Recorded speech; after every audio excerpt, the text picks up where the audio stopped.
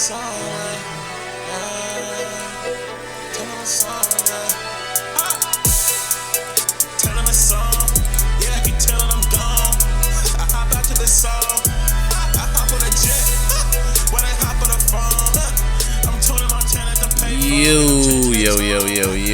what's good? What's happening?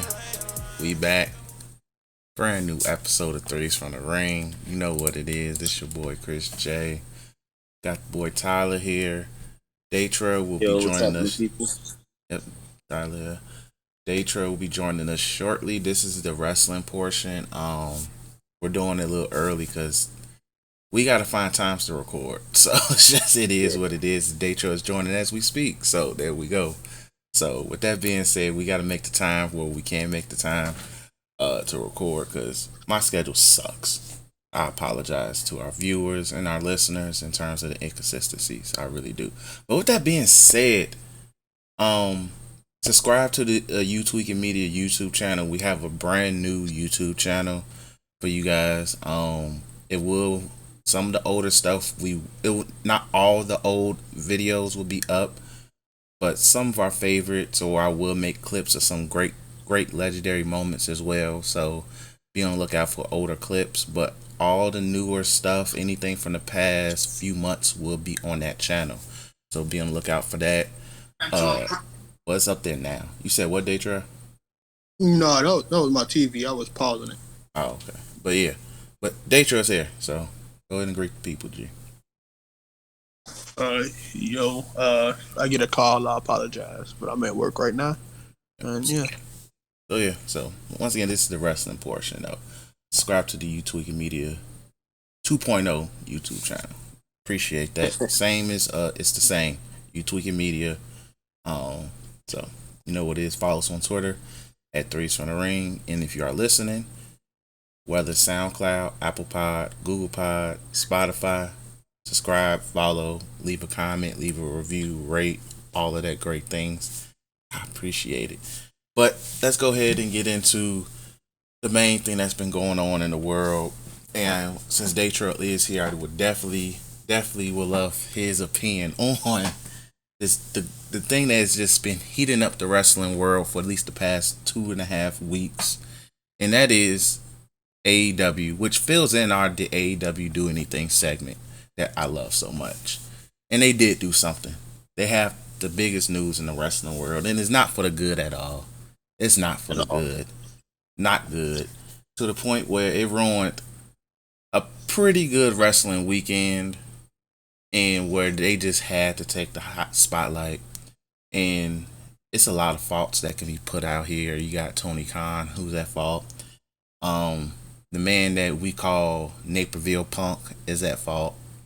The EVPs are at fault as well.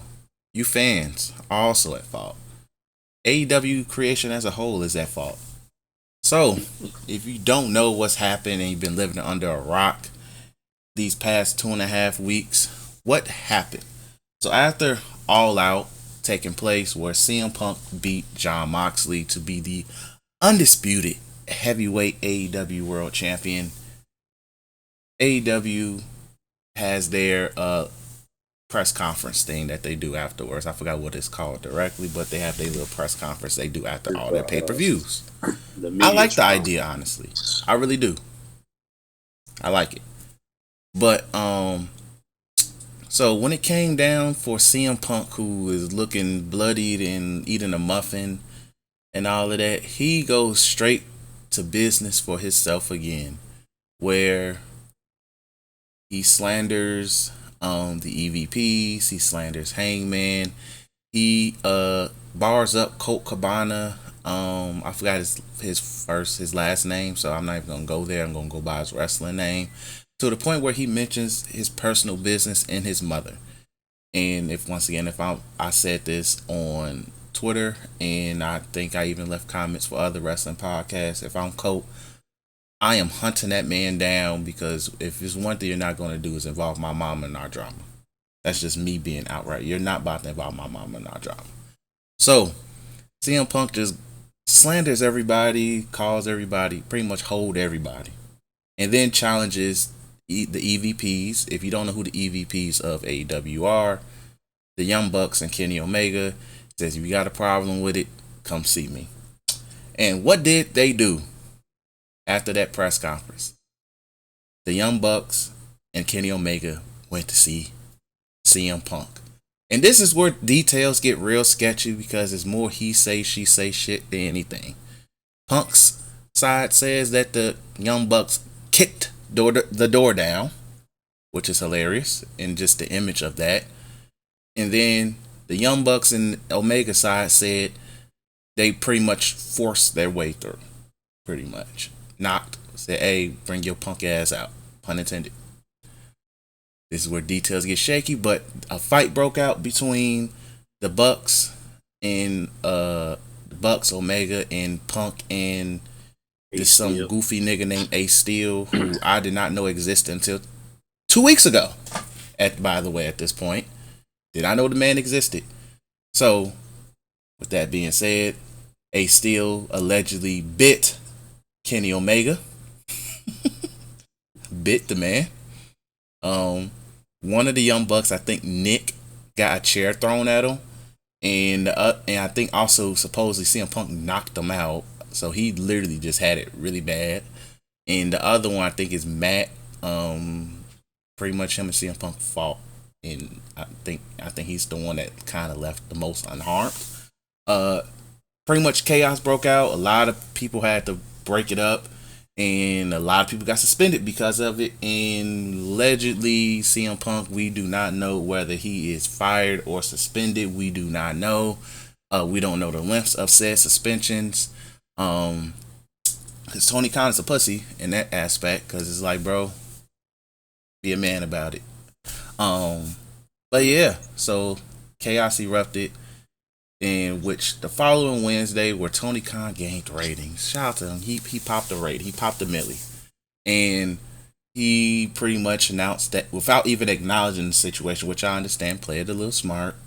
Because supposedly there's legal issues going on with this. I totally understand that. Sometimes in that way you gotta do play it smart. But the trios title, which the Elite won at All Out, had to been vacated. Shout out to the WWE vacate page on Twitter. He's a 2-time champion right now. I respect him. He's a trio champion, and he is the champion. He's currently AEW world champion. Again. He's the undisputed AEW champion. I respect it. My man's getting them belts. He ain't trio champion no more. Oh yeah, I forgot they did switch that out. What's the name? Shout out to whoever do has it. I forgot their names. It's Death Triangle. That belt is not about. Those belts are not about to be defended. So, with that being said, same thing with the Atlantic belt. Yeah. So, mainly because what's our boy name? Does not literally pop up on AEW that much. So, yeah. With all that being said, the belts were vacated. There's a tournament for the AEW belt, world title. Trios belt situations resolved. MJF is back in the process of this, but that got overshadowed by that situation. Completely overshadowed, but he's back. Moxley was supposed to go on vacation. He still has to be around, and yeah, so shit going on. AEW got shit going on, but if I still have Daytra, I would like him to give his thoughts so he could get back and focus on work and all of that. So, your thoughts on the entire situation? Feel free to give your slander of CM Punk as well. So I'll let you have your table here. My thoughts is it's kind of on. I actually don't agree with any side, and lean a little bit more towards Punk whole ass, but just in the sense of like what happened is that the EVPs went to dirt sheets about the Colt Cabana stuff. They did, in which I don't know if it's confirmed yet, but Punk pretty much confirmed it. Now I don't agree with Punk taking a look. You can't. I'm your biggest draw. I'm the reason you're doing all this type of stuff. These numbers, that just comes off as cocky because you didn't come to AEW until like the second year, so you made sure that when the they first were year didn't go when they were bad. getting their biggest buzz. Yeah, when they was getting their biggest buzz, when they was getting they was on track of getting Adam Cole, and they was on track of getting Daniel Bryan. Daniel Bryan. So it was really like you came in when stuff was going to get popping. Now, excuse me. Now, so, but I do agree with like, bro, y'all talking shit when y'all can just come talk to me. And I do kind of feel like, in my opinion, that's kind of stupid for you to go out and trash talk. If that is your biggest draw, you go out and trash talk your biggest draw, and and cheats about something that ain't got nothing to do with nobody. Now I understand being a big homie to well, not a big homie, but a day one to Colt Cabana and stuff like that. The Colt Cabana stuff is real sketchy. So like I know about it, but I don't really care about it because it's like something that's it's all legal issues and stuff like that. The Punk's an asshole, and I'm pretty sure he's about to. If it didn't happen, I'm pretty sure the EVP stopped it. But I'm pretty sure Punk was gonna throw his weight around, and Colt Cabana was at the most not gonna be able to be shown, which he isn't, but shown anytime CM Punk is around. So and I'm pretty sure they just waiting out Colt Cabana's contract and not gonna re-up it. Just what it is, because it would be too crazy if they did release Colt Cabana anytime CM Punk was there, just because they know it'd be Colt Cabana got released because of Punk, and that's bad press on the fan side because AEW cares about that. I'm pretty sure Vince and them or Hunter will not give a fuck if people get mad at them for releasing somebody. They still to this day don't care. So I don't think Tony Khan should care either, but that's neither here nor there. When it comes to the fight, now the fight in itself, it just comes bad off of everybody. Don't there's no point of you guys boxing it out. One, getting bit by a nigga named Ace Steel must sucks. He looked like he has metal teeth, so getting bit when he got a rabies shot. Yeah. Getting knocked out by a chair, or even getting knocked out by anything that involves CM Punk, sucks.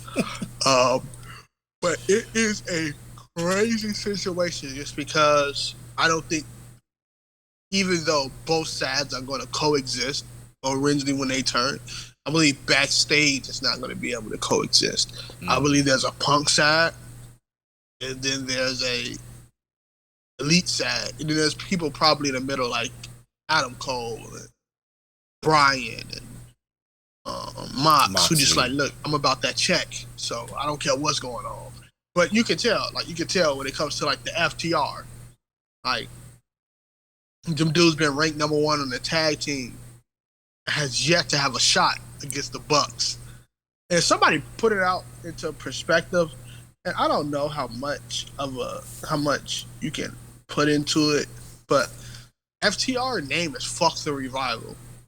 You went to a company in which, because the Revival has always been their name. It's not like a WWE thing, right? Yeah. So FTR went to a company where the EVP's catchphrase while they was in the E was "Fuck the Revival."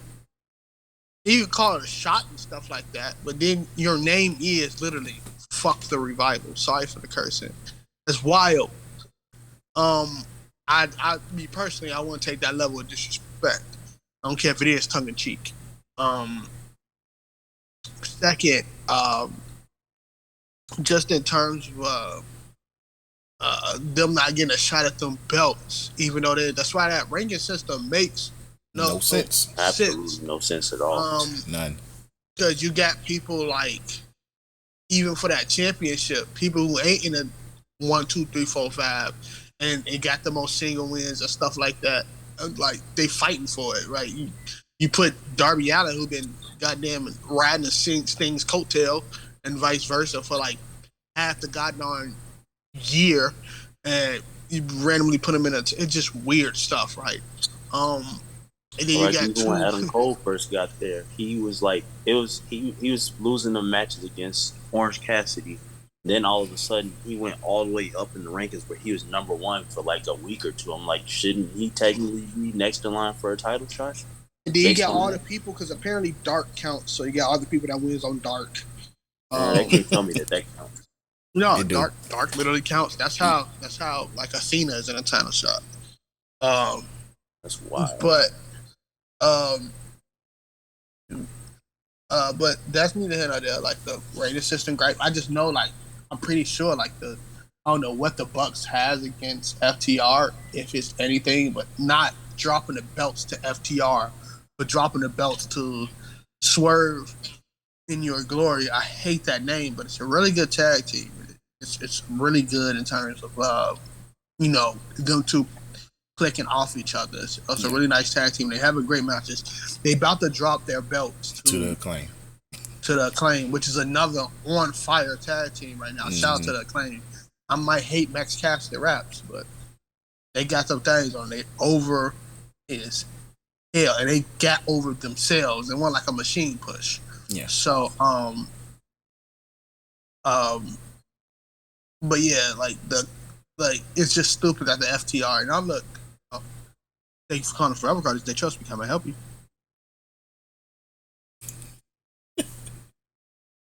Well, Datra, he had to, but just to give, but to kind of even piggyback on what he was talking about with FTR, and I think we said it previously, they have been kind of shitted on. Like, they have all these other belts. I think they're actually supposed to be defending the New Japan belts either this week or next. I think either on which one is Rampage is Friday, right? Rampage is the Friday show. So I think they're supposed to be defending the New Japan belts on Friday on Rampage or next week on Dynamite. I don't remember. And that's in itself is like, yo, that's bogus.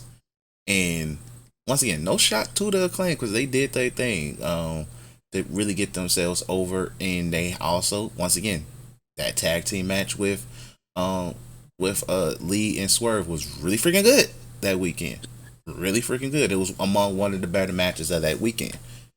It's overshadowed, completely overshadowed by all that in whole all, drama. that event there, that All Out event wasn't a bad show.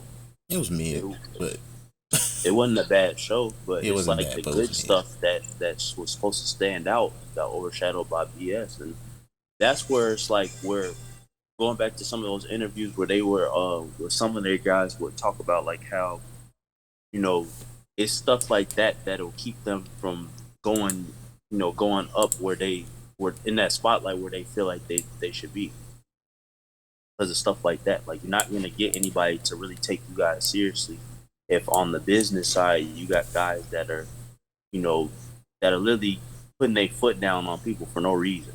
Like, it's real. It's a lot of goofy stuff business wise that nobody's gonna want to work with you. Like, Tony Khan was butthurt because he thought that now that Vince is gone, oh, maybe we could work with them. It's like, why would we want to work with you guys and you got internal issues to the point where you can't even work with yourself. And I think that's the worst thing that is coming to this situation is like all the dirt sheets when it was like, oh yeah, we're pro AEW. We rarely heard a peep. We always heard, oh, everybody in the locker room gets along. It's beautiful there, which it probably was true at one point. It probably was true at one point. But when you insert poison. Yeah, insert poison, and yeah, whether or not like how you feel about CM Punk, it's a different level because who he is and how his influence. But also you gotta look at it in the sense of certain people in like this is in all sports, even in the WWE locker room, there were certain people who were the big homies who kept things sane. Like, even though we've heard our fair share of wild things to happen in WWE locker rooms, we heard the fair share of stories, but it was still stuff where you had people like Undertaker, Triple H to an extent, old vets who just like, hey, yo, chill on that, and they police themselves, and then like Undertaker was always that big homie. I hear like Roman is that type of guy right now in the locker room. I'm pretty sure Seth is that type of guy in the locker room. Randy Orton, you just have them who just, yo, keep it cool and all of that. And like even now, like you don't really hear stuff like, oh yeah, unhappiness and stuff. And now that type of stuff is just like happy because like from what I've heard and understand, Colt was that type of guy in a locker room, whether it was an elite associate or not. But he was like that that very indie darling vet who was just like, hey, look, people respect it. People respect it. It's crazy how he's not. His name isn't all that big wrestling wise, you know, as far as a draw or anything like that. Mm-hmm. But people respected him all around, you know, the business. Even some of the, you know, WWE guys that know him respect him. Mm-hmm. So it's like, even it, and it's guys like that that's in the WWE that aren't on TV as much anymore. But you keep guys like that around because they're good for your. Yeah, you wonder why like certain people in the locker room. Yeah, you just wonder why like certain people is just like, I do nothing but job. He's there for a reason. Yeah, like somebody like another good example. Even though like Finley, he has more roles with the company now, but they kept Finley. You never heard about Finley, you know, after his you know his in-ring career was done. You never heard about them, you know, sending him out or anything. They kept him around because he was one of those guys that, you know, they like to talk to. They pick his brain, keeps Dean Malenko. Dean Malenko was another guy who just another good example. Yeah, Malenko's another guy who like when the Radicals kind of got phased out and like Eddie and Benoit were the chosen ones, he stuck around as a backstage agent. It's just you wonder like what nigga sitting around for, but it's very clear that locker room. Well, at least recently you hear like Moxley, Daniel Bryan, and Jericho have taken over, but it's like it shouldn't take until absolute chaos for them to step up like that, you know. But then again, it's like I feel like maybe they might have, because we don't really know all the details, because even coming off that one interview that we heard about a couple of days ago where, you know, Kenny said, you know, if we were really in charge, you know, 80% of you guys wouldn't be here. Oh yeah, the added detail to that. Some of them there was an added detail when they said that. There was an added detail to that. A Jericho, a Moxley, a Daniel Bryan would have said something like, "Yeah, who are you?" Wait, what y'all talking about? I'm back. I have to send an email. No, you good. We're just pretty much talking about just the state of the locker room, like pretty much. I think the state of the locker room is what it is. I just think like Jericho was their peak attitude era. Yeah. Like you can't really get no, you know, crazier than that almost. You know, they had a dude that dressed up as a dead man being a corpse, which a lot of people joke on saying, "Oh, y'all let them niggas judge what y'all do," but shit, it works out. Just go, you know, get dressed up outside for 2 days or something like that, or just pay for my beer or something. But in terms of like the locker room, I just think it depends. Like the OGs are probably like, "Look, bro, we've seen stuff that you don't even want to, you know, deal with. We can't talk about." We deal with peak old head Vince McMahon. Like the things that y'all probably going through right now, you know, is just minor stuff.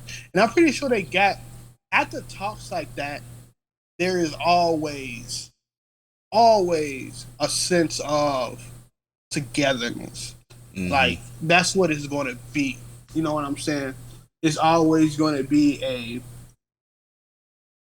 sense of we got this. We're stronger than ever. We get past this because they treated this like a terrorist attack. They treated this as if it was like a car crash, and it's really just them niggas bumping heads. Like Vince and them, I'm telling you, nobody would have got suspended.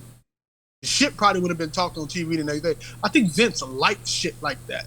So Yeah. like thinking But he about would the have knew old how to regime. manipulate it better too. And the only reason I'm comparing it, because I hate comparing two companies, just because you gotta look and be like how other stuff will be handled.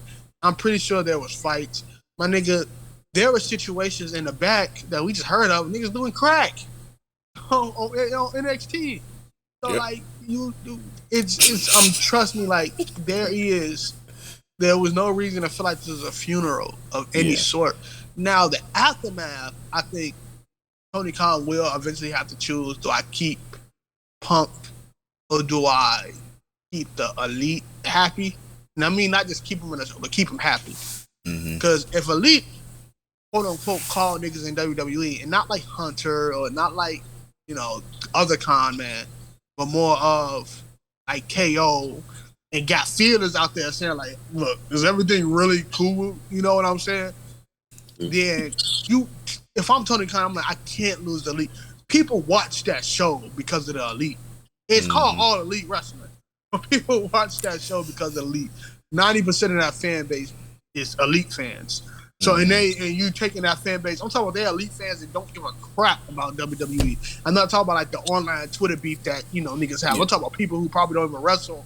I mean, who don't even go on Twitter, who just love the Elite and will go anywhere the Elite goes. I do think the Hangman and CM Punk stuff not patched up. You called that nigga a hoe on TV, and then in a press conference, you gotta shoot the one-on-one. So I doubt that's a respect issue right there. I doubt if that get patched up. I doubt if they ever. And then Punk probably retires. He had a very shaky 2-year run, but man can't stay healthy. 1 year run. I think it was only 1 year. Was it? Yeah, it's a year. It's been a year. All of this happened within a year because he debuted it 2 weeks. Oh yeah, all out to both all outs. Yeah. On one all out, he said he the happiest he ever been. And the second all out, he worked with children. But I understand where Punk come from because it's a very old head mentality and mindset. Bro, put in your dues and work, and just go. And that's how the wrestling world is in Punk's eyes. Still is put your dues in, work. When your shot comes up, your shot comes up. Like, but in a sense, it's hypocritical of him to even go, because you're talking about him and Hangman situation, right? Well, him and the young people all together. Yeah, it's like if that's what you was referring to, it's hypocritical on his behalf, because when they were trying to explain that to him back when he was having his run, he wasn't trying to hear that shit. He thought he was supposed to be on. He understood it though. Like, I think he came to terms to Rock stopping the Summer of Punk. I think Punk only gripe with that company is not main event in WrestleMania. It's petty. No, it's more than that for sure. No, I don't think it's any more than that. I think it really is the main event thing. Because Punk was going to come back. They just weren't going to pay the money. Fox wanted Punk back, and Punk was willing to go. But you talking about when he came back for the backstage thing? He was going to come back fully. They just didn't want to pay him the money. Oh, well. Yeah, that's known. I'm going to mute myself real quick. Go ahead. But yeah, that is a known fact. Like, and it's just when Tony Khan said, "Here you go," with a silver platter, the man wasn't gonna say no. He wasn't. Right. Well, he wasn't. Why would you? So, but yeah, like that. I do agree with Daytra. Like, his main gripe is he never really was a true WrestleMania headline. That was his main gripe. He was never the true WrestleMania headline. Like, yes, he had Mania matches that were. With Mania they near consider like 3-4 matches as the main event, but he was never but he wasn't like top 2 card, But they gave him Mania shit like Wrestle the Undertaker, shit like that. So yeah. So at his mind, look, it is what it is. But at the end, overall, I just think both sides really they handle everything completely wrong, and the man in the middle of this, Tony Khan, like he has to take some blame for this too, because he it's has to like, take bro, a this is lot your of the company. blame to me. You have to take responsibility. As much as I slander Khan, man, my bad. As much as I slander Khan, I ain't even slander. As much as I, critique. He's a mark with money. Right? We've been saying so that. a dude with who's me and you, who happily is in a situation which he governs a football team as well. So he has some of those qualities, even though some Jacksonville niggas don't like Khan. But when he was able to use that money and business wise, take that and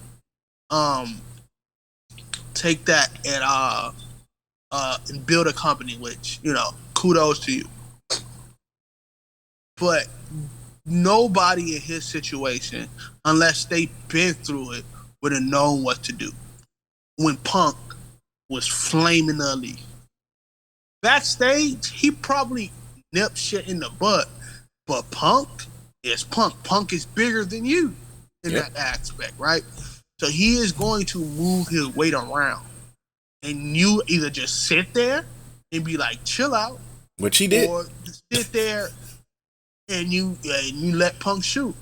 I mean, and you stop Punk.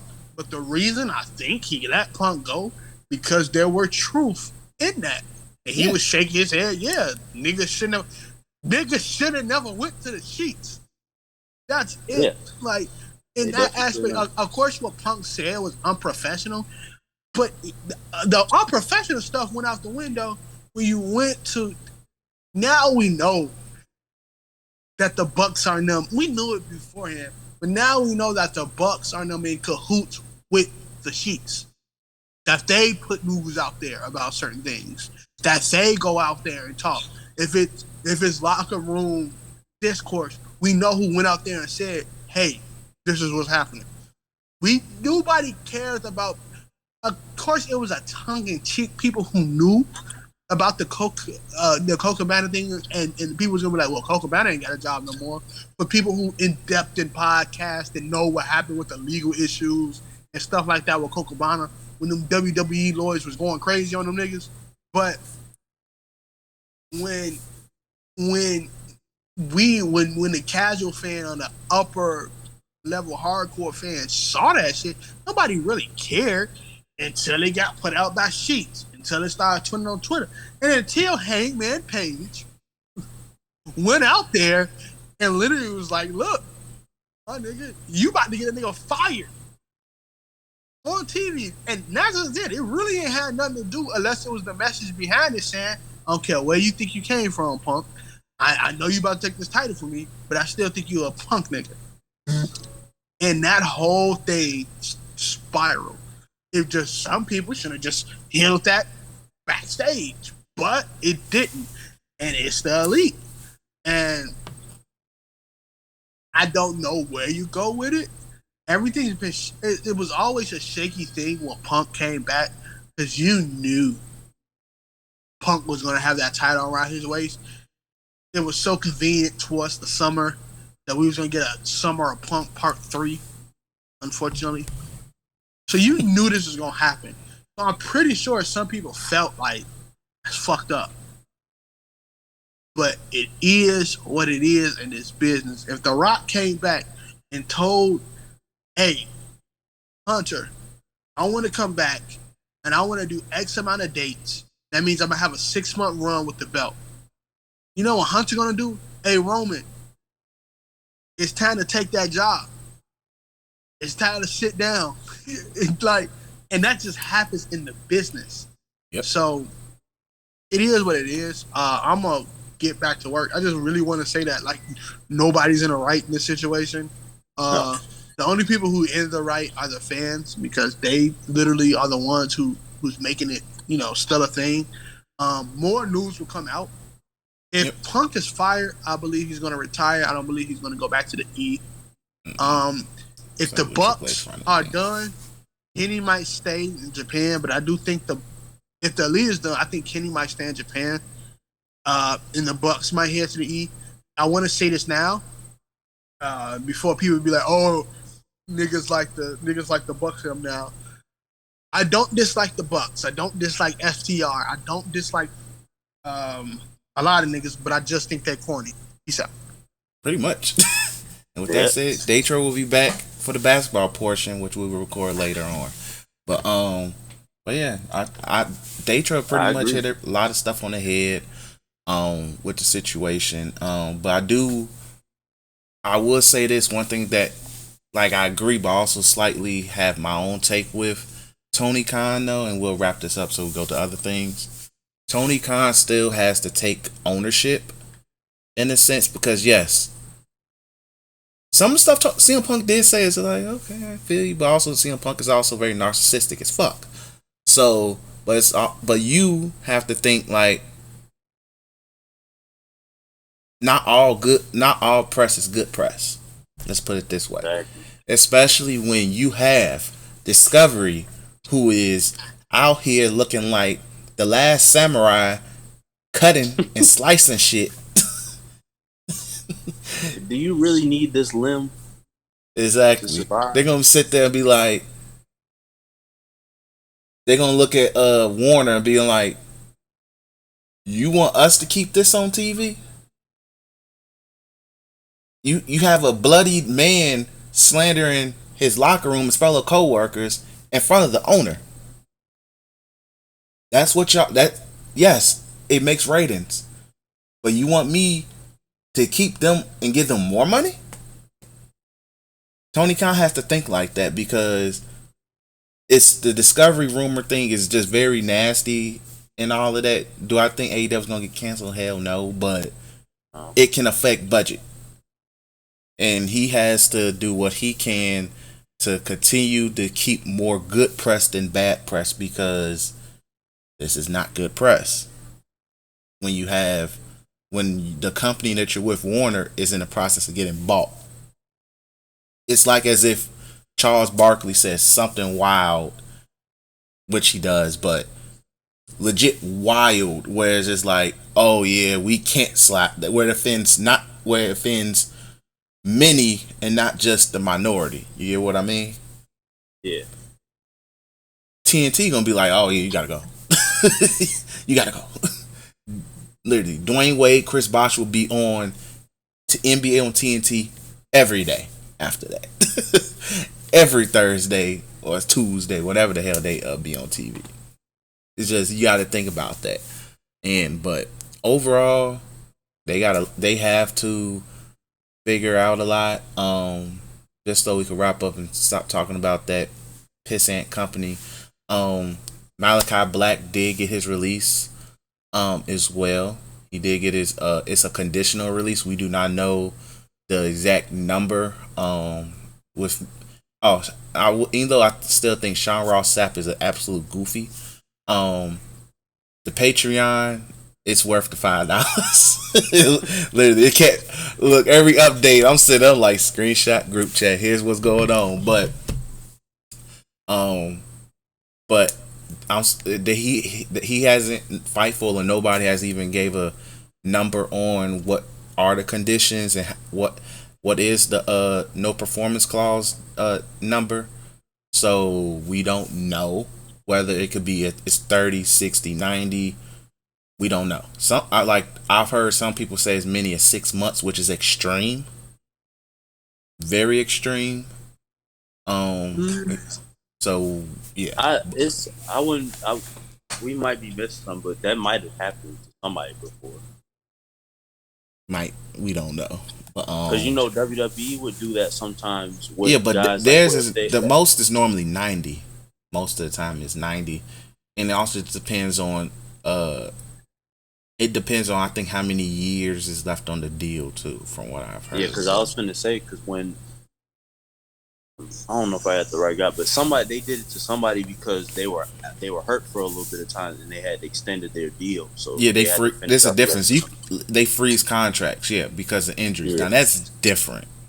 To me, that's different than like granting a release and WWE normally will grant it, and then you get 90 plus days. 90 days till you can go somewhere and work, like, and all of that. So, but that's like a just telling you, like, yeah, we freezing your contract. I'm not mad at it. It's a little nasty, but in like wrestling, I get it, because look, we need you. Like, look, sorry, you was hurt for 6 months. We're adding 6 months to the contract because you didn't work for 6 months. Right. That's different to me. Business wise, I do kind of understand.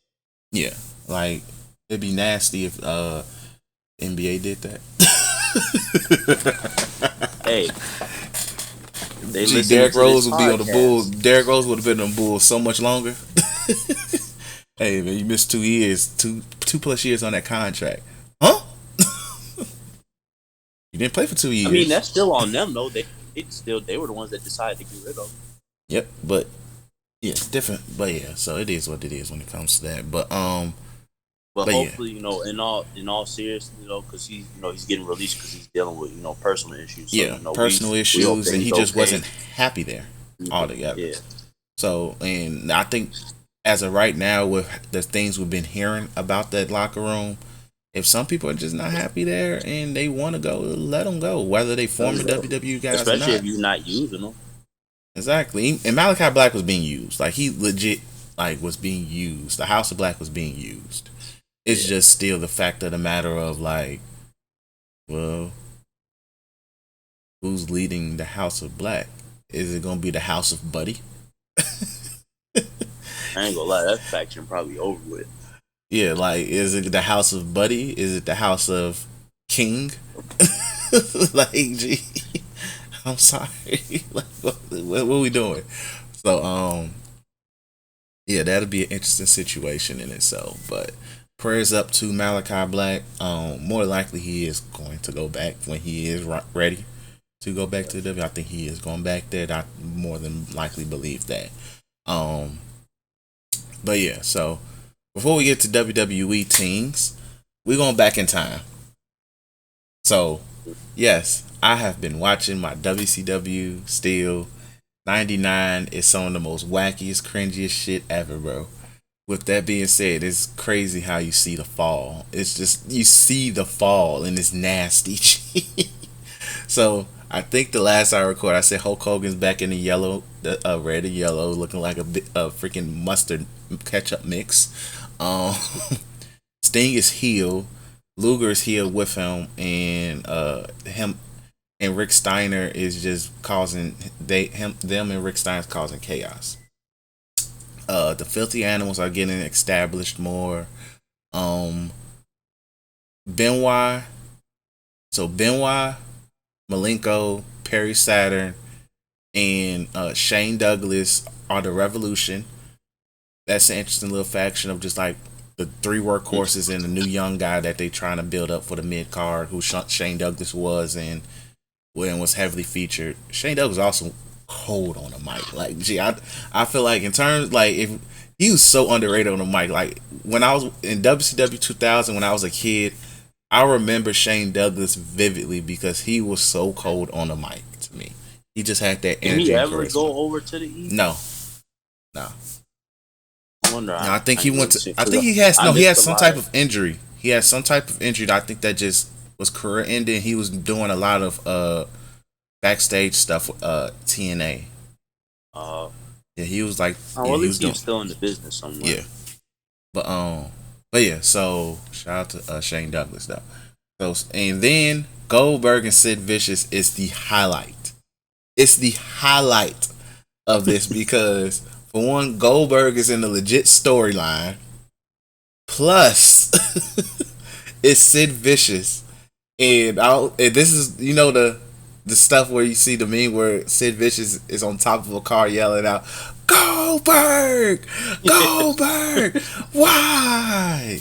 So it's because him and Goldberg was going back and forth. I think Sid Vicious is the U.S. champ, and Goldberg and him just going back and forth.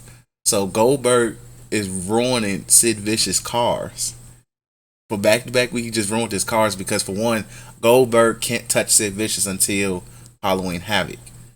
So each time Goldberg has a match, so he's doing the locker room thing. He's coming out from the locker room, the security walking on, and then Sid Vicious just walks up, talking shit, saying, "Yeah, yeah, you know what it is."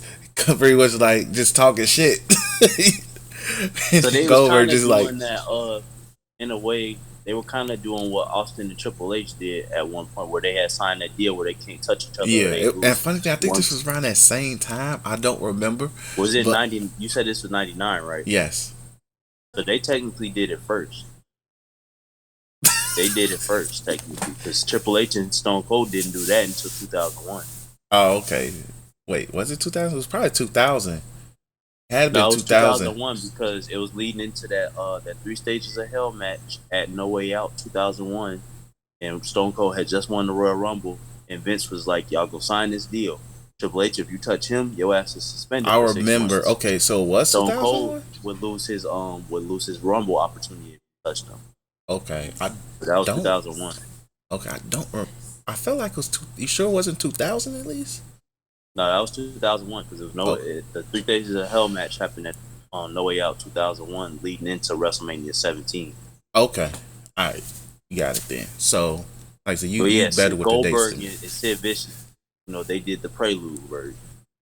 Pretty much. But it's just funny. Sid Vicious because he's blocking Goldberg from coming through, and he's just talking a gang of shit, and Goldberg just nodding his head like whatever.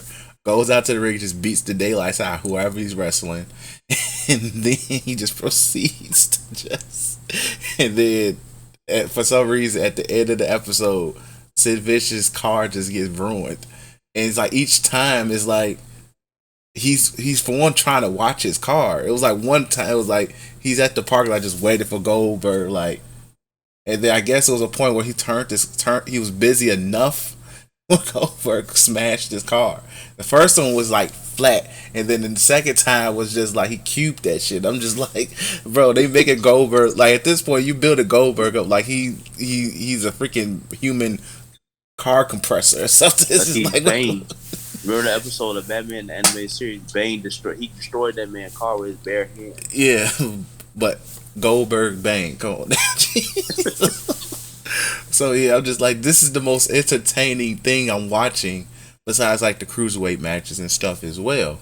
So I'm still waiting for Dub Jive talking La Parka. I'm still waiting for this. By the way, another thing that is going on is Bret Hart's popping up back on TV again because around this time Owen died. So this is like post Owen dying. So Bret is just now popping up. He had a really great match against Benoit. And the last episode I watched, Benoit and Bret are in a tag team together. Well, I need to watch that. I never knew that they went against each other. Yeah, it was in honor of Owen. I got to see that. Yeah, that was actually a really good match. Really good match. So, yeah. So, but yeah. So it's the road to Halloween Havoc '99. Pretty much Hogan and Sting supposed to be fighting for the belt. It is, and this is, you could tell like WWE was just washing them in ratings because you're getting some crazy once in a lifetime tag team matches. Like you're getting Hulk Hogan and Ric Flair tag teaming together and shit, just to fight Sting and Luger. Before that, weren't they? Exactly. Like earlier in the year, they're feuding. Like, bro, we're in October now. They the bestest of friends and shit. But like, you could just tell how much in the dirt they were getting slapped in the ratings because they're like, we're giving you these once in a lifetime tag. You're getting Hulk Hogan and Goldberg versus whoever the hell Hogan's feuding with and whoever Goldberg's feuding with and shit like that. And it's just like, please, please watch our show, please. But yeah, it's just like you can just tell the shit's in the dirt. And oh yeah, Kevin Nash and Scott Hall, they're popping up to arenas, sitting in the front row and right in the middle of the TV camera. So it's just like they're like, because you gotta remember Kevin Nash is technically retired because he lost to Hogan earlier in the year. Oh, yeah. So and then Scott Hall's popping back up on TV with him, and it's just like they're like, nah, we're not coming back. It's too boring. We good. We good. We're gonna chill out. We good. We gonna But chill. we gonna feel our presence though. Exactly. We here though. We here to get this paper because we got to be on TV. But yeah. So that's what's going on in WCW right now. From what I'm watching, I'm on Halloween Havoc '99. I'm getting close to that. So it's getting horrible. It's getting bad. So, The mind but is near. it is. What's So that? Remember the one song that WWE always play when they had an Armageddon pay per view? The end is near. the end is near. Every time, bro. Like they wasted no time. Like whoever that band was getting decent money off that royalties. G. I think that was the same band that I think that's Motorhead, the same band that does all the Triple H's things. And look, Motorhead is good for life, G. Solely because of Triple H and WWE, bro, in the early 2000s. They were getting that paper. But let's go ahead and get into WWE in the present. News wise, NXT is now about to become NXT 2.0. It's back to NXT, but it's white and gold. Yep. So the colors changed, y'all. Y'all happy? The colors changed. Niggas were saying it was black and gold. I'm like, you niggas are colorblind because that is white. Like, nigga, that is white and gold, G. But all I would say is this in regards to that. You give your quick thoughts on it. NXT was not that much different, G. 2.0 was not that big of a difference. Triple H himself has said in 2-3 interviews since he's been back that NXT 2.0 was going to become 2.0 eventually because he felt it needed a fresh rebranding. And then during this past year of being 2.0, we had new stars being dubbed. We finally got some of the older stars to go up to the main roster or just find new roles elsewhere.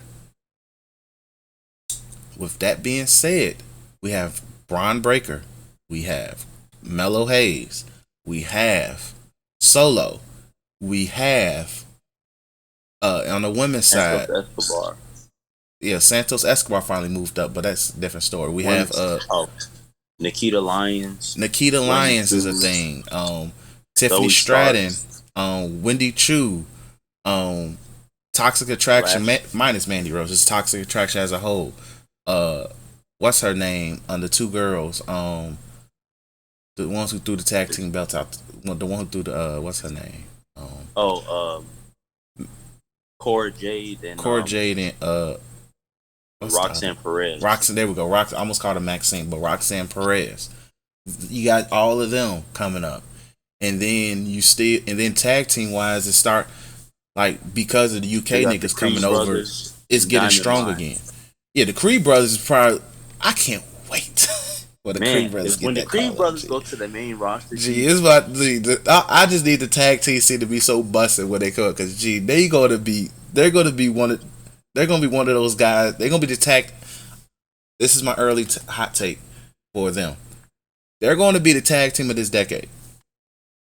They're legit going to be the tag team of this decade. I can see it. They're going to be one of the top tag teams of this decade. To fully build them up. Mm-hmm. Even though I think Julius is going to be the star among he just screams star. But the other one is still Brutus, whatever his name. He's still decent, but Julius is clearly the star of the group. Which look, it don't mean that he's going to be the solo star. It just means he's more like the Bubba Ray. Yeah, I was just gonna say that's who they remind me of so much is the Dudleys. Yeah, like I don't think it's gonna be like, oh my god, Julius Creed solo run is gonna be like he might win a IC belt maybe once, who knows? But I'm not. But Julius is cold. He's cold. But the way things are set up, they don't need to ever really break them up. I know you got more than enough, singles talent. But I still get what you're saying though. Like they're really good as a team. Yeah, like but I will say this. I like how they've been doing the storyline between, internally with the Diamond Mine where, Damon Kemp seemed to be on their side. He just recently turned on them. I'm kind of confused on what they did with Roddy because Roddy's hurt. I read that he's hurt. He's legit hurt. He's legitimately hurt. Yeah, he's legit hurt. Oh, okay. So yeah, so it's just once again it's just them two, which for them is probably the greater But still, good. Just it's for the separate best. them, and what Diamond Mind is just move on with the shit. But the Creed brothers is another good example. I like Pretty Deadly. The two country niggas are decent as well. So like tag team wise, you got your division wise, you solid. Women wise, you solid. Then they pretty much absorbed all of NXT UK. Yeah, like whoever's choosing to stick around, like you're good on that end. And G, Ija versus Braun. Ija versus Braun. G. That's probably gonna be the next takeover match. Oh my god, G. That's gonna be fire. Oh my god, G. Bro, that match is gonna be special. That match is going to be special, and I mean that in every way. I mean that, like to the point where I'm like, give it to me again. Give it to me. After the second match, after the third match, after the fifth match, give it to me. Literally, it's gonna be nice. It's gonna be cool. I think that might end up being his best opponent since probably Ziggler, I would say. Yeah, and I would say this. And I know people saying people don't feel like Braun is developing or growing, but he hasn't had nobody to really test him or push him on the mic. And Ija isn't that type of guy neither. Like I'm more familiar with his matches than actually his promos. So I'm not the one to judge him in that aspect. But match wise, this one might be it. I don't think until they decide to run the Mello, until they run Mello versus Braun, or even somebody like, what's that man's name? Grayson Waller versus Braun. He's not going to get tested on a weekly promo basis. Because that is the dull part of his title run right now. Because until it wasn't since Dolph or a couple other people where it was just like, because right now he just sounds like probably Cameron Grimes. Yeah. Where he was tested on a week by week basis as a character giving promos. That's been an issue for him.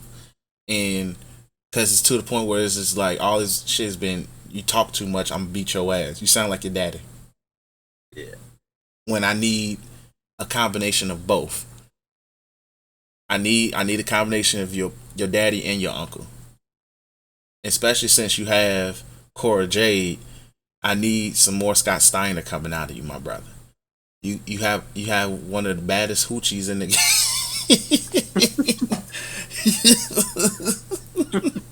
I just need it. I need it. I just need it. But we're not expecting him to give us a Steiner Math promo, but it's still room for it can be somewhere in between. Where exactly. He's at and up there. The ceiling is high for him, so it is. But overall I'm happy to see 2.0 was a lot better than people gave it credit for. It's just people ran with the Vince came in and ruined it, and it was like, bro, all he did was just... It was a transition phase altogether. You pretty much introduced all new people. Mm-hmm. You had somebody new, running it. You had to do something. It was, and like you said, Triple H said that he was planning on making some changes anyway. So yep. So like the only thing, and then even with this new, with the just going back to the standard NXT, it's still gonna, it's still gonna be about developing, talent better. You still have guys that they just signed that are in the Performance Center that we probably gonna start seeing, coming, between now and January. Exactly. That's how it was. Like, if this is how I know people won't really watch NXT, way back when, like when Seth Rollins and them was still there, because this is exactly what they were. What NXT 2.0 was.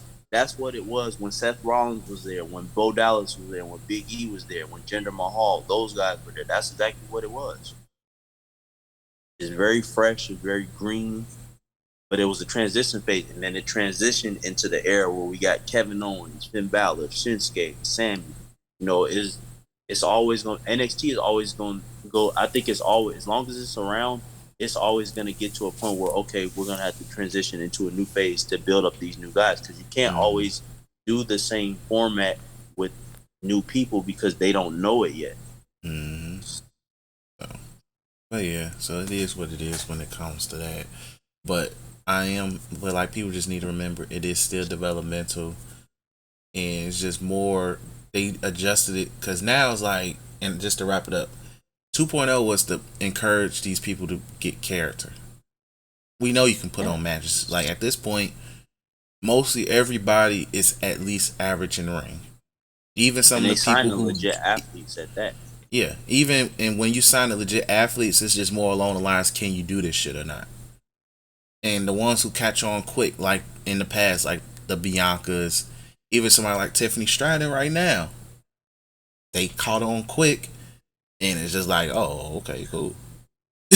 Like, okay, you see it. Cool. You just see it. So it's just more along the lines of just seeing things. People need to let stuff be what it is and realize what it was for the greater good. That it happened this way. And plus, it wasn't Vince's show. It was Shawn Michaels' show. Exactly. People need to remember, Shawn Michaels was in charge. he was the one. He's still in charge, technically. It is. So it is what it is. I wouldn't be shocked if we start seeing, if they going back to more of an original NXT format now. I wouldn't be shocked if we start seeing Shawn Michaels pop up every now and then. Probably. Maybe I would say it's one thing. Manager sense. They do need somebody to play GM. They really do. It's and Shawn Michaels would be cool with that. Yeah, I think if that's the especially if we get a weekly Sweet Chin music, I'll be fine. You just kick somebody. This ain't the other place. We ain't letting the inmates run the asylum. Exactly. Like, look, I will kick you. I will kick the shit out of you, bro. Like, what the hell? But yeah. So we'll see where things go from there. So let's just recap everything that's been going on in WWE. Let's fast forward. So, Clash at the Castle happened. Really freaking great pay-per-view. Pay-per-view of the year. Like, no doubt about it. Hands down. No doubt about it. What's Bailey's team called? Damage Control. Damage Control. There we go. Damage Control beat Bianca. Seth beat Riddle. Gunther and Sheamus gave us one of the match of the years. Easily one of the match of the year. That really might be it. It's up there, G. You still got to remember, Cody and Seth in Hell in the Cell with Cody with one arm. It's still up there. Like G, like, that's a match of the year, quality match, G. And then Liv survived Shayna, but I was right. It was a definitive win.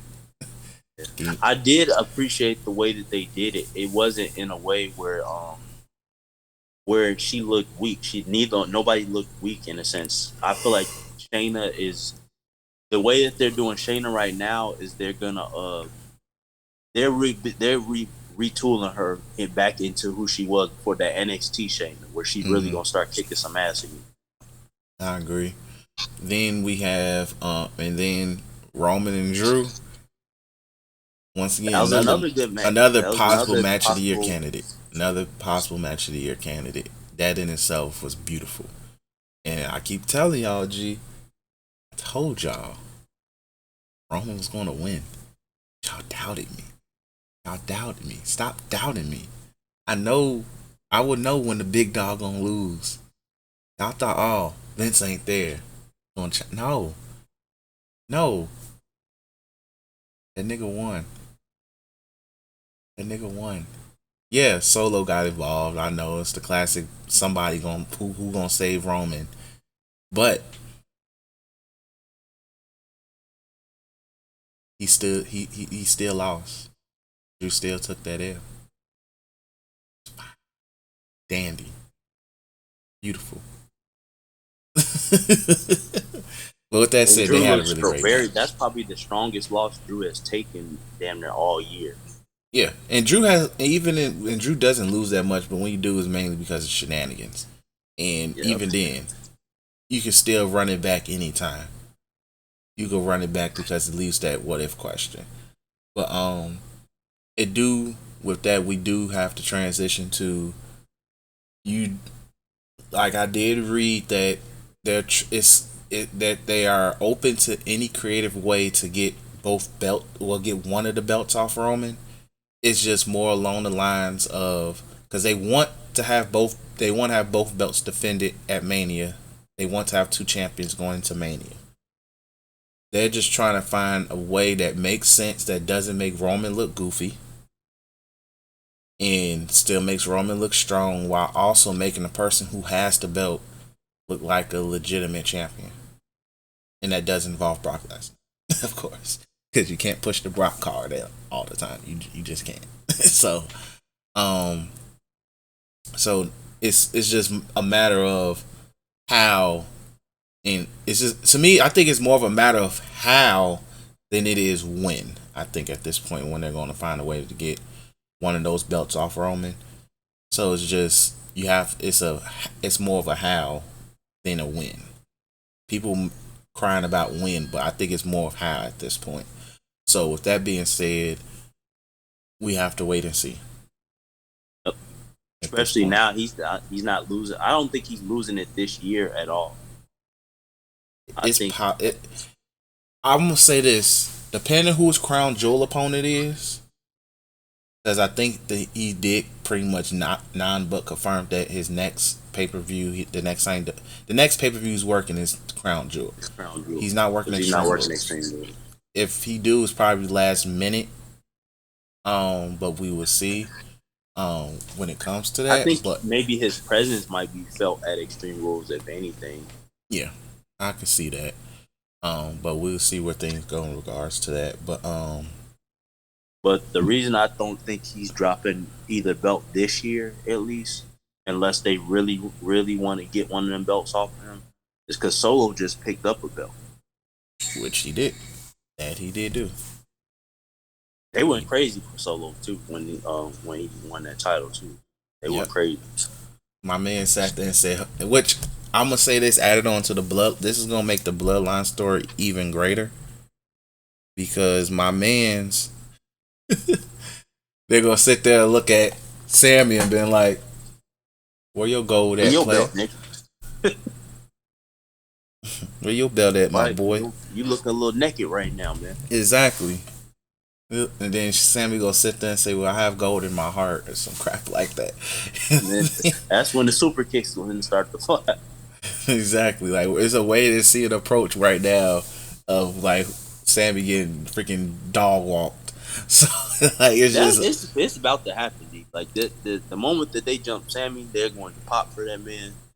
That face turn is gonna be lovely. That face turn. I'm shaking just thinking about it because I just know they gonna beat the dog shit out of him. Bro, that is gonna be, look, bro, we seen a lot of ass whoopers this year. That ass whoopers gonna be crazy. In the words of JR, it's a mugging. There's a mugging that's taking place right now. He's getting fucking mugged. But yeah, bro, like this is gonna be nasty. But they're gonna have to put Sammy on the stretcher. The one, not the stretcher that go into the ambulance, but they're gonna have to put him on the one that they gotta siphon all the way up to the helicopter so they can get him to intensive care extremely fast. Bro, that would be insane, G. That would be insane. I would cry.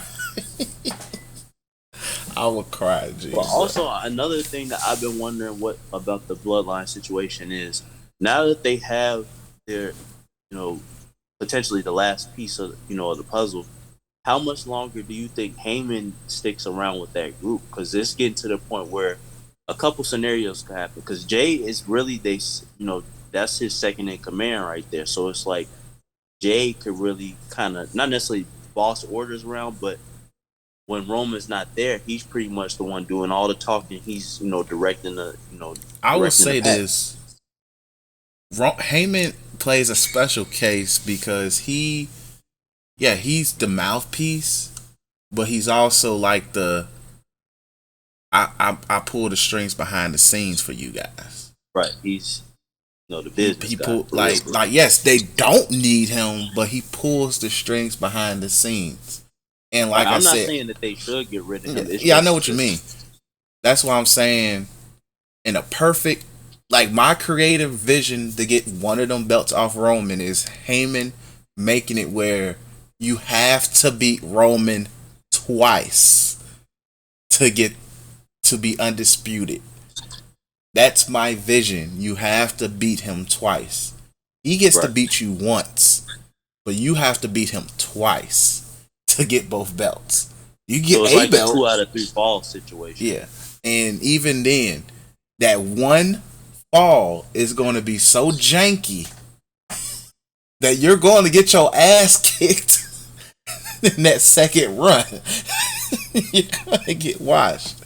Like, that's how I view it, is that Heyman's going to put, he's the behind the scenes guy. But anyway, so, but yeah, that's his role. Yes, Jay is the second in command. He is the voice. And also, I have to give Jay respect because each time Sammy is around, he looks so angry. He looks so angry. You gotta play that clip. You remember that clip with 50 Cent? He's like, I really don't like this guy. Hold on, I think I have it. But he be looking so freaking mad. I can't wait to just put my foot in this man's face. He said, like Jimmy be looking so happy regardless, and then it don't help that Solo looks the same regardless, no matter who it is. It's Solo just like you ain't blood for real. You family. Exactly, like bro, you wasn't out here in these streets. Which, by the way, they kind of have to retcon Solo's story because you gotta remember he talked about, I was the brother that was abandoned. I was out here in the streets. I'm like, yeah, they kind of did. I think Michael Cole might have said it. It's like there was like, because there's an age gap. There's like an 8-year age gap between him and his brother. So he had his path was after there basically. Yeah. But in a way, I do think that he's still gonna be in like a somewhat of a devil's advocate role at some point. Like I feel like he's gonna be the one to maybe not necessarily break up the group, but he's gonna cause some issues at some point. At least I would hope so. Down the line, because regardless, his name is Solo, and it's just like, nah, I do things my way, and he gonna tell Roman, I did it because I felt like it. Right. And Roman gonna sit there. I did it for me. Gee, and Roman just gonna look at that man like, huh, okay, all right, nigga, got something for your ass. You ain't acknowledged me yet, huh? Exactly. But anyway, going on, I think other things, Seth and Bobby next Monday is going to slap. That's gonna be fun.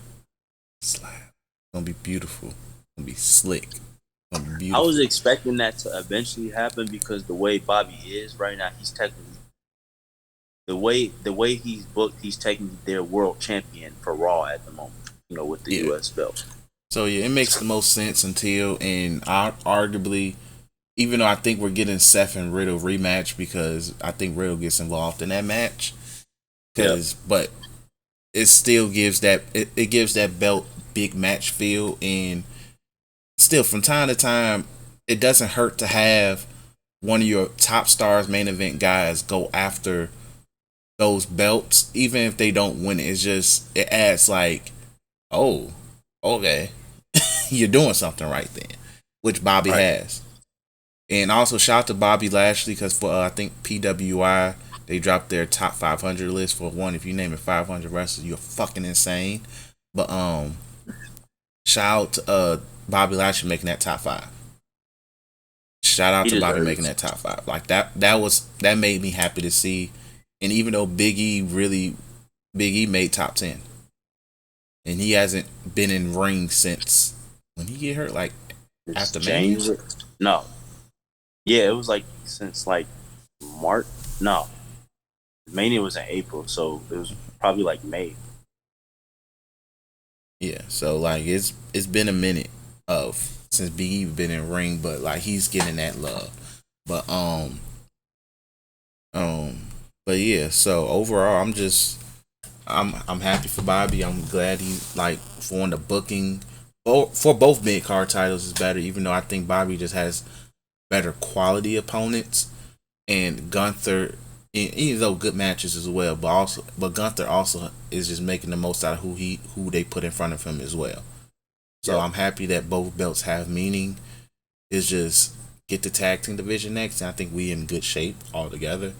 Yeah, it's just they gotta split them belts up again, which I believe they said is more than like that. If anybody's dropping belts out of them, it's gonna be the Usos. They probably drop, if not both of them, at least one of them, because they're talking about introducing new belt designs again for the tag team division specifically. So, yeah, because those tag team belts are huff. yeah, I've been saying that's the one ugly thing I never belts. liked when they did the brand split again. I don't necessarily like the brand specific idea. It just seems it's kind of lazy. Not gonna lie, I think it's kind of lazy. You're better off just keeping it as the WWE Tag Champs and the World Tag Champs. I feel like that just makes more sense. Yeah. Yeah, like I ain't mad at, And but then even even if with the you, women's even belt if you, too, but now even if you still want to call it Raw, like I'm not mad at that. But even if you just want to call it the SmackDown and Raw, I just give me a better design. yeah, the designs. It's just the could be a lot design. better. Same for the women. It's the design. It's more than anything. It's the design to me. Because it's just if the designs was better and not just color coordinated, it'd just be like okay. But like, give me a better looking belt. I'll be like, all right, we talking. That's just my thing. Give me a better looking belt, and because, like I said, the Universal belt and the WWE title should not look the same to me. And just me personally, it shouldn't look the same. The SmackDown Raw Women's belt to me shouldn't look the same, especially since they look like the WWE They look like belt they all four of your main belts have look the the same. same big ass WWE logo in the middle of it. Exactly. That's lazy to me. It's very lazy. Give me a unique design for each belt. And please, Triple H, bring back the original RC belt with the white Please strap. bring back Give the me white white strap. White strap is just yes. something clean about that white strap. Like, literally. It's other than that, I'm cool with everything. Well, the US belt don't need no design change. That's the one the that I US feel like belt's nice. that design is clean. Shout out to MVP for the Dipset looking belt. I am cool with that belt. Very cool. Also, shout out to Braun Strowman in his return as well. I'm happy to see Braun back.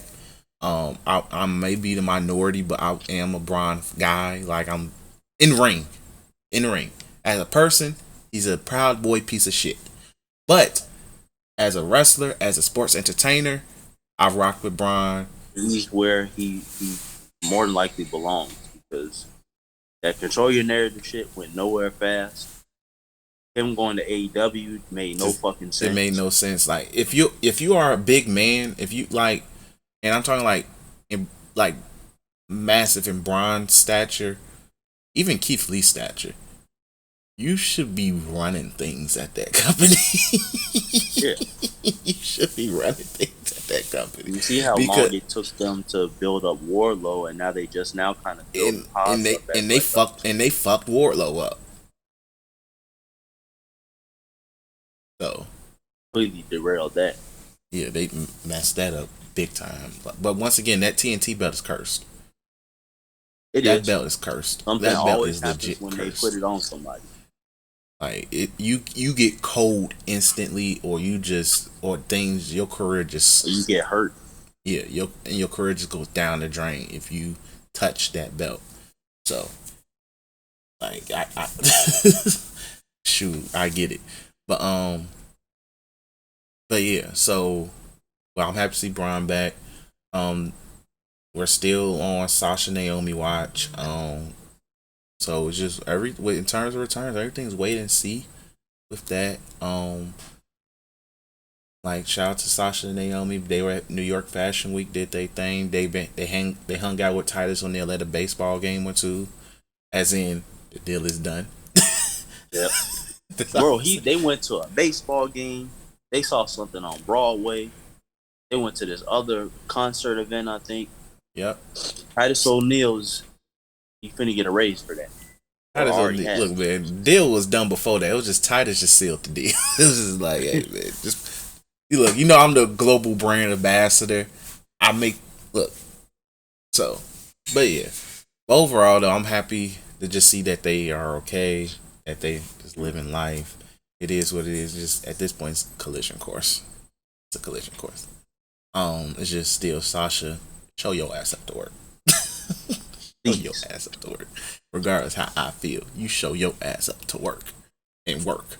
But yeah, so wrestling's been decent. WWE side has been decent. All the other companies they function in. AEW is in critical condition, but I'm sure they will figure it out. They have no choice. But overall, wrestling has been solid. G. Like it's if you are once again, we've been saying it the past few episodes. Wrestling is in a great place. Yes. Right now, like, and once again, it's just when WWE is in a great place, wrestling should follow suit until CM Punk says it needs to be about me. So, also going back to AEW just for a second, so it's gonna be Moxley and Daniel Bryan or Bryan Danielson in the final for the AEW World Championship. Look, we saw that coming. Moxley wants to go on vacation. That man wants to go on vacation. And also, by the way, it's looking very WWE. Because what happened when CM Punk dipped off? Daniel Bryan, the GOAT, got his run. Hey. But the good thing is we've been saying that Daniel Bryan needed it. I think Daniel Bryan should have had that belt before Punk. He easily should have. Like when Daniel Bryan was talking shit, telling people, I'm about to wrestle you to death. That's where he should have had the belt. But no. Hangman can't lose it. Then y'all said, but then till CM Punk said, I want it. It's like, alright. But Daniel Bryan's gonna win because look, Moxley has did a decent job. Moxley is their workhorse. He's done a decent job being their workhorse. He's tired of bleeding for the bleeding and all of that. Let him win. We good. Keep that belt off Jericho at all costs. Even though I will say this, when Jericho wants to wrestle and be Lionheart, I liked it. I love the Lionheart shit. I will say that the Lionheart Jericho shit has been pretty cool. But with that also being said, I do not want that belt on him at all. Yeah, it don't need to happen again. Keep it away.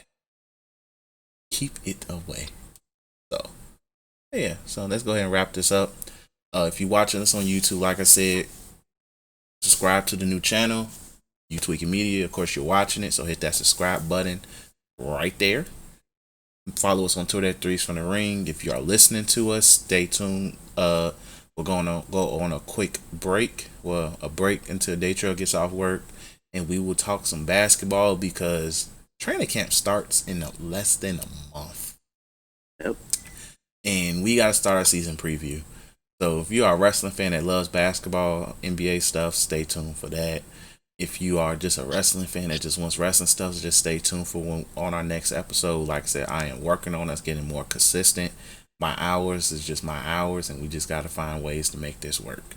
But the goal is consistency. We do appreciate the guys that support. We appreciate you guys that rock with us and all that. We really do.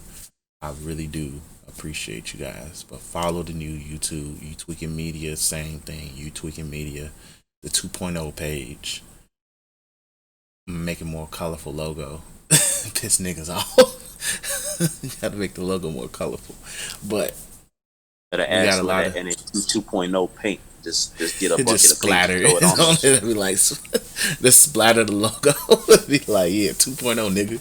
But we are working on a tons of new things. We are literally doing I would call it like a soft restart for the brand in itself, because I love you. We love doing this shit, and we just want it to succeed, and we want to do it the right way. But stay tuned for NBA if you're listening. Peace. If you're on the YouTube side, stay tuned later for when the NBA portion drops. Peace. Peace.